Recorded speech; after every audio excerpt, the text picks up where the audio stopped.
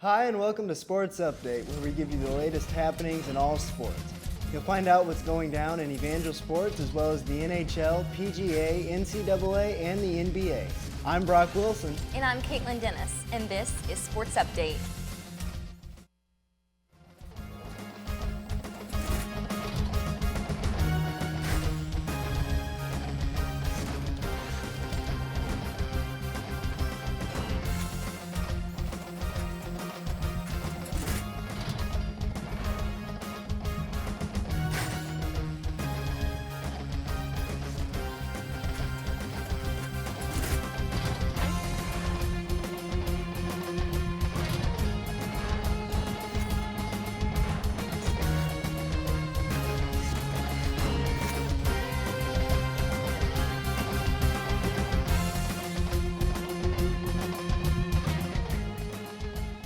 Hi, and welcome back. Well, not the best week in Evangel sports this week. No, it hasn't been, especially the baseball team's starting to fall off a little bit, and they're in the midst of their season right now. Yeah, getting in full swing of conference play. Just had 4 games against Culver Stockton this weekend, and every game was a one-run game. The game that they won and the 3 games that they lost are only outscored by 1 run. And so they're playing good baseball. They played great, obviously. If you only lose by 1 run, you're not playing bad baseball, but just having a tough time putting together wins. And they're good going against good teams, too. Yeah, it's a tough stretch for them. Yeah. The Crusaders baseball team played a slate of 4 games against Culver Stockton this weekend and looked to improve a not-so-great overall record of 11-15. Evangel got off to a slow start for the weekend, taking a loss in Game 1 on Friday, 4-3. Starter Reese Taylor dropped to 3-4 on the season. The Crusaders got back on the winning side in Game 2, however. Starter Justice Bolden was the winning pitcher for Evangel, giving up just 1 run on 3 hits and fanning 6 as the Crusaders cruised to a 3-1 victory. Unfortunately, Evangel was not feeling it for Game 3 or 4 on Saturday. Although the Crusaders were only outscored by 1 run in each of their Saturday matchups and only outscored by 1 run all weekend, Evangel still lost both games 2-1 and 6-5. After the 3 weekend losses, the Crusaders have dropped to 12-18 on the season and 4-8 in conference play. Evangel traveled to Oklahoma Westland for a non-conference doubleheader and came away with a split. Crusaders got a grand slam for Rebel Robinson and a 3-run home run from Casey Zuko in the same inning. Robinson went 3 for 5 with 2 runs scored, 5 runs batted in, and a triple. Robinson, Zuko, Brittany Arnold, and Cassidy Gillian all had 3 hits in the game for Evangel. Crusaders won 1 game against with 13-10 slugfest, and then the Crusaders dropped the second game 4-2. Evangel scattered 6 hits in the game, 2 from junior Brittany Arnold, who went 2 for 4 at the triple, and an RBI, Julie Blevins, the loss despite allowing 1 earned run in the 5 complete innings, giving up 3 hits and 1 walk while striking out 4. Evangel moves to 9-6 on the season, and Oklahoma Westland moves to 12-13 on the year. The Crusaders men's golf team finished 11th place out of 14 teams in the Lindenwood Belleville Invitational at the Dalhousie Country Club in Cape Girardeau, Missouri last Tuesday. At the end of the second round, Evangel had finished 50 shots over par as a team and 47 shots behind tournament champion William Woods, who shot just 3 over par as a team. Leading all scoring for the Crusaders was Brock Derrick, who shot a 72 on day 1 and a 79 on day 2, finishing at 7 over par. Derrick finished tied for 24th overall in the tournament. The 25th ranked Evangel's women's tennis team went on the road and defeated Lindenwood Belleville 7-0 on Friday. Evangel senior Amy Grosskleg picked up her first singles win of the year, defeating Lexi Newcomb in the straight sets 6-0, 6-0. Crossleg has missed the first month of the season with an injury. The Evangel Crusaders won all 5 of their single matches in straight sets, losing only 1 game in Jenny Elliott's 6-1, 6-0 win against Alyssa Wyman. The Crusaders won both their double matches, as well as Grosskleg and Elliott winning 8-0, and Brianna Feisman and Elisa Williams winning 8-4. Evangel improved to 2-3 on the season, and Lindenwood Belleville dropped 2-4. So far, EU baseball is 12-18 this season. Sean White has the story. Evangel Crusaders baseball is coming near the end of their season with a 12-18 record so far. But Evangel Jr. and right fielder Larry Hurt says he is excited for this season and the opportunity he has to get to know his teammates better. This year we got a lot of new transfers in, so I've just been really looking forward to getting to know everyone a little bit better. We got a lot of returning guys, a lot of good returning talent. I think this year is just going to be about bringing it all together and gelling as a team. Head coach Lance Quessenberry says the weather has been a holdup, but he believes that the team is going to hit its stride with the upcoming schedule of games. Yeah, it's just kind of been kind of up and down as far as the weather and stuff goes, and getting to play and not getting to play. And so now we're just kind of getting settled in some nicer weather and getting to pile some games back to back and starting to see what we can do.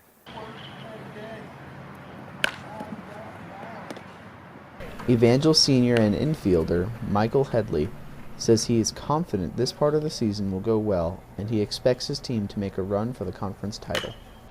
We're coming up on our weaker part of the schedule, and I think we should be able to hit a nice little win streak and make a run for the conference championship.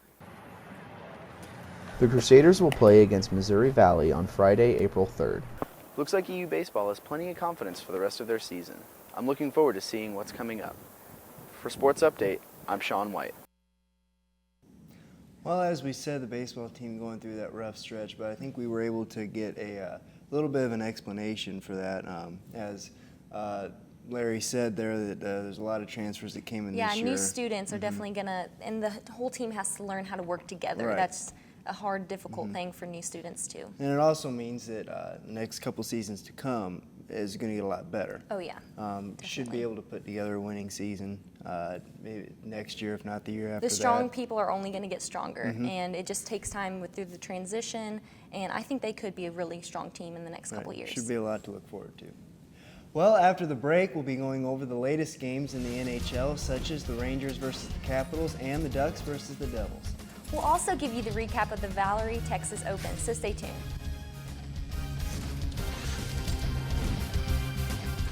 Jack Frost, you do have beautiful teeth. My what? Are they really as white as they say? Yes. Oh, they really do sparkle like freshly fallen snow. This is an excellent example of what teeth should look like. Check out the iridescence of that incisor, the beauty of that bicuspid, the magnificence of those molars. And the best way to achieve such terrific teeth is brushing. 2 minutes, twice a day. Not 30 seconds, not a minute 45. 2 minutes. That's all it takes. They're beautiful.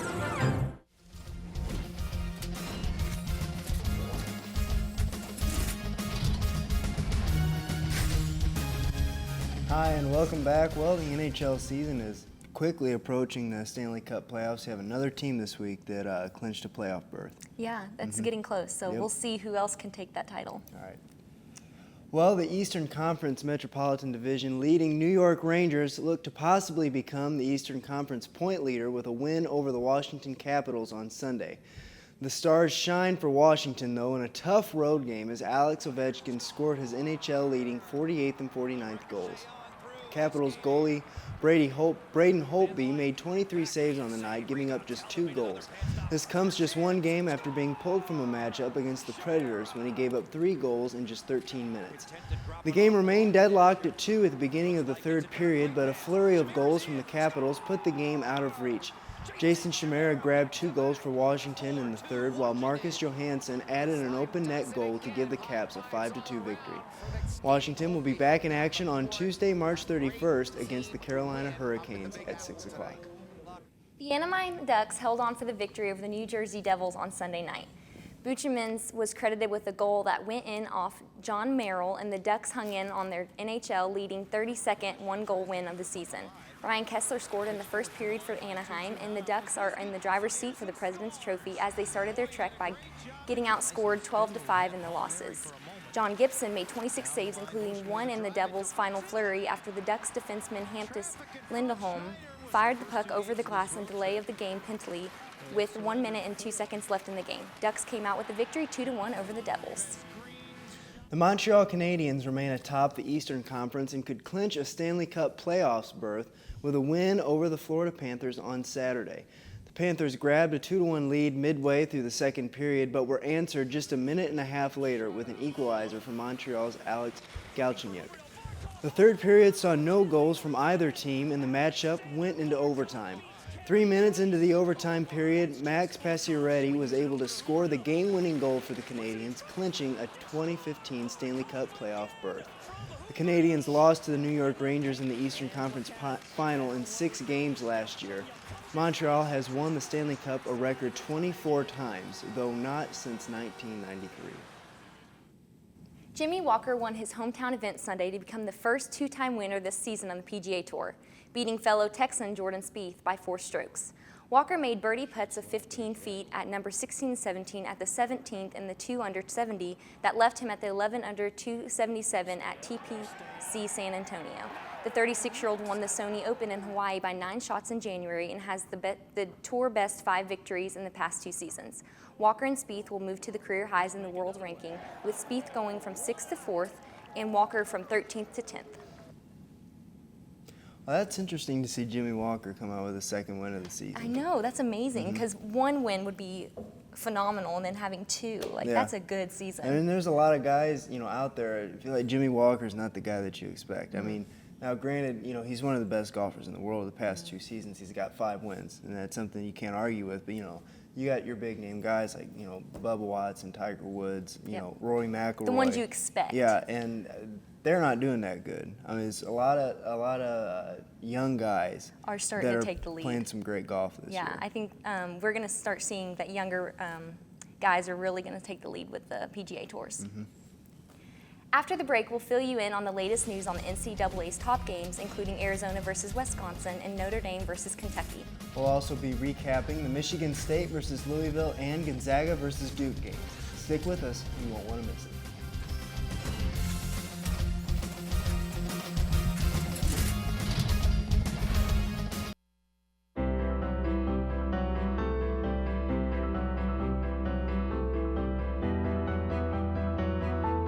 Body language can tell you all sorts of things. Like someone is having a stroke. Know the sudden signs. Learn fast. Face drooping, arm weakness, speech difficulty. Time to call 911 and get them to a hospital immediately. Learn the body language and spot a stroke fast.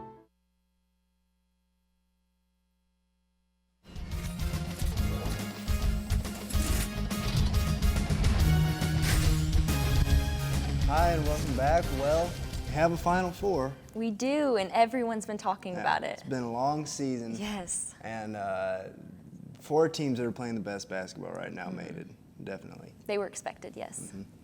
Frank Kaminsky, Sam Decker, and the Wisconsin Badgers are headed back to the Final Four. Once again, it came at the expense of Arizona.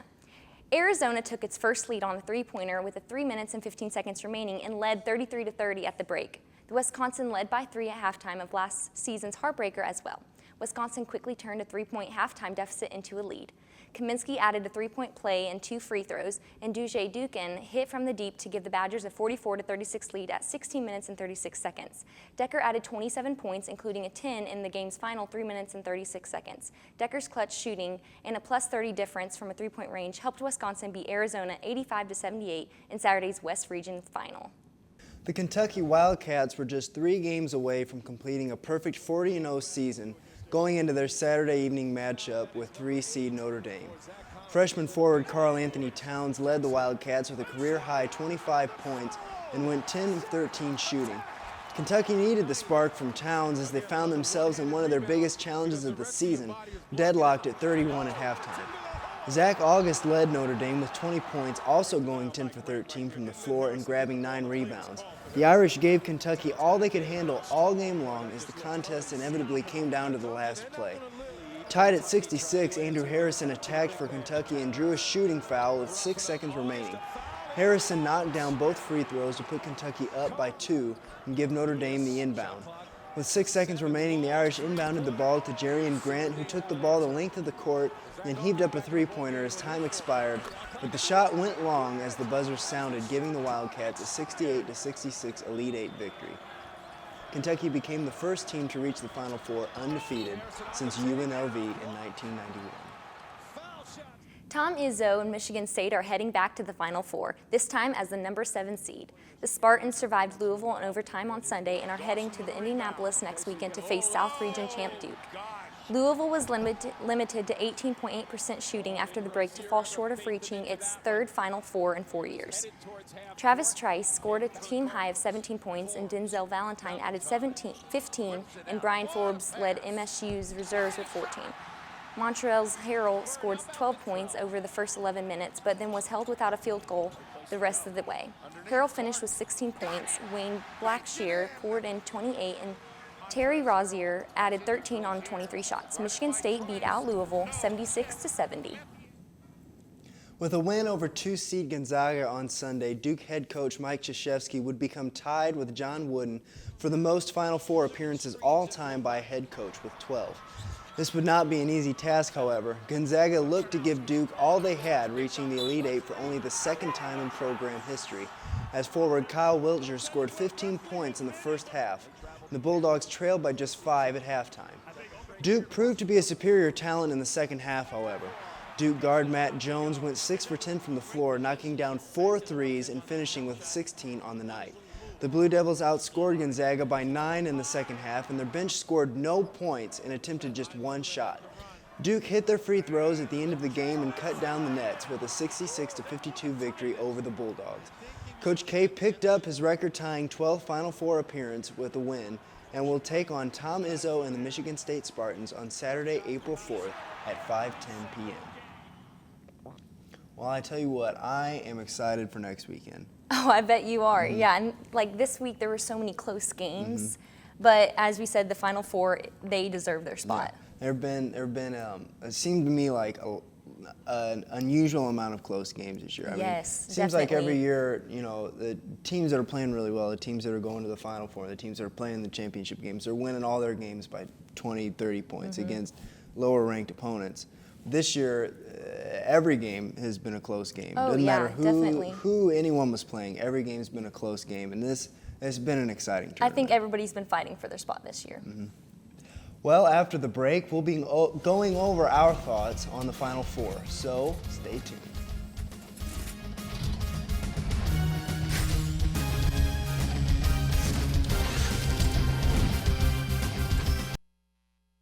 Thanks for calling the GED Pep Talk Center. Jerry Stiller speaking. Your level 7 in-your-face pep talk. I can keep pushing. Believe me, I'm good at it.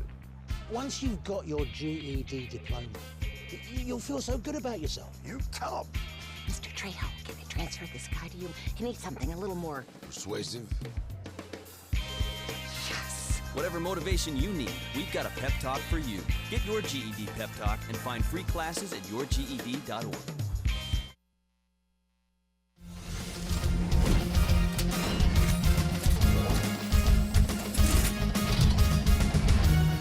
Hi, and welcome back. Well, this time next week, we will have a national champion. champion. We have the Final Four: Kentucky, Wisconsin, Michigan State, and Duke. First up this weekend is Kentucky versus Wisconsin. It's going to be a great basketball game. Kentucky undefeated. I undefeated. think they do have the step forward, but I don't know. That's a tough one because the pressure could make them crumble. Yeah, they have played great basketball this tournament. You saw they played West Virginia before they played Notre Dame, and they beat West Virginia by, I think, almost 50 points. But then they turned right around and played Notre Dame, and maybe should have lost that basketball game. Yeah, it was close. And so 38-0, you're playing a Wisconsin squad that's got a National Player of the Year candidate on it with Frank Kaminsky. Sam Decker just dropped 27 points in the win against Arizona. Wisconsin, who's playing great basketball, however, has never won a national championship. Only been this far once, maybe twice ever in history. And although they're a great basketball team, we don't know if they have what it takes to win these next 2 games and actually win a national championship. Kentucky's been there before. Kentucky has been here as a 1 seed, they've been here as an 8 seed, they've been here as every other seed in between. And I think Kentucky, from the very get-go, had their eyes on the final prize. Yeah, Kentucky, when the season started, Kentucky was favored to win it.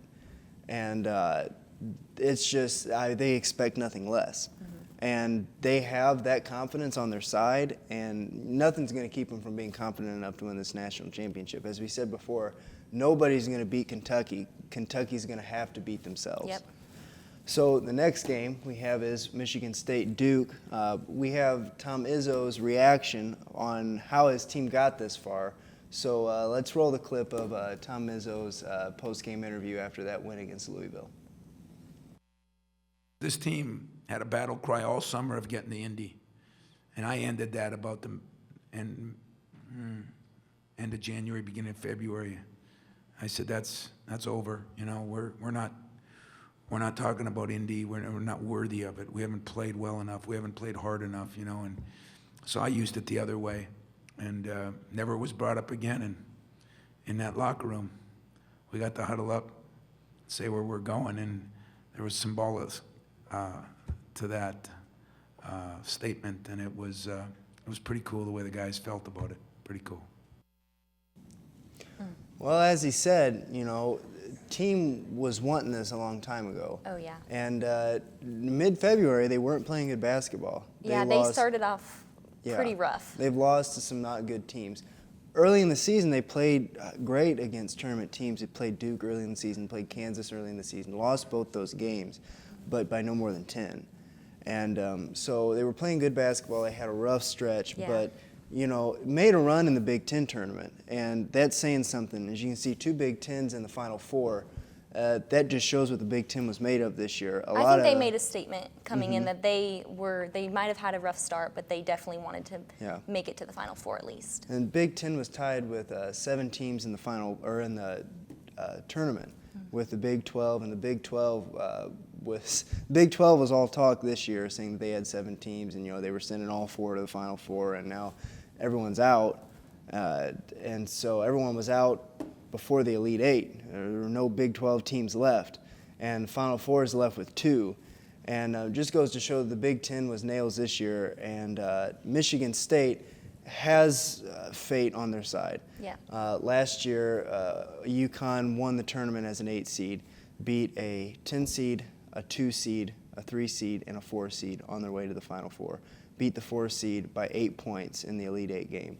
Michigan State beat a 10 seed, a 2 seed, a 3 seed, a 4 seed, and beat the 4 seed by 8 points in the Elite 8.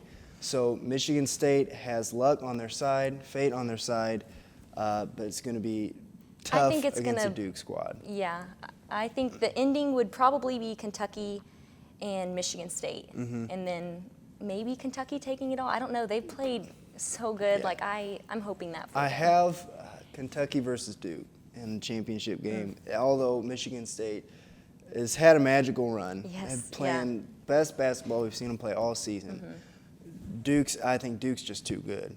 I mean, I want to see Michigan State in the championship game. I'd love to see a rematch of the Big Ten championship with Wisconsin and Michigan State.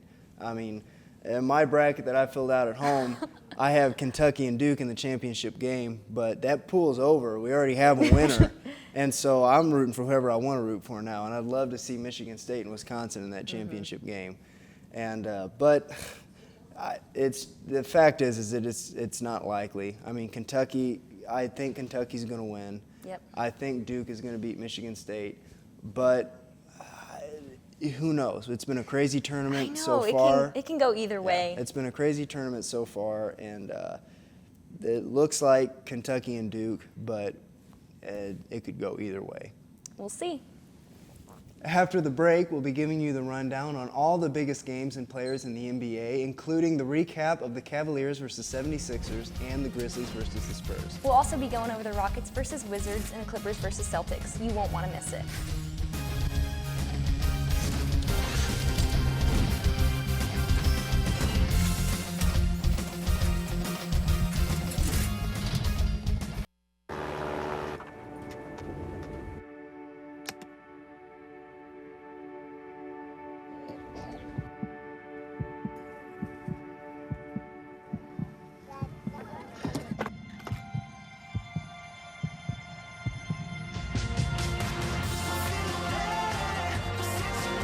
This song was created with heartbeats of children in need.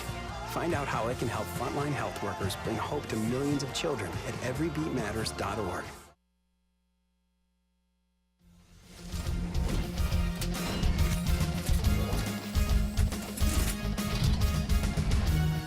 Hi, and welcome back. Well, the NBA season is starting to come to a close. What I like to see is the Clippers are playing some great basketball after getting Blake Griffin back from that injury. Oh, yeah, definitely. They needed him.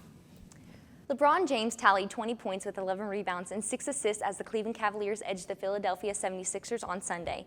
Kyrie Irving scored 17 points, and Timofey Mozgov checked in at 14 points and 10 rebounds for Cleveland, which has won 16 straight at home. Robert Covington supplied a team high of 19 points for the Sixers. Philadelphia was held scoreless for the final 3 minutes and 11 seconds of the quarter.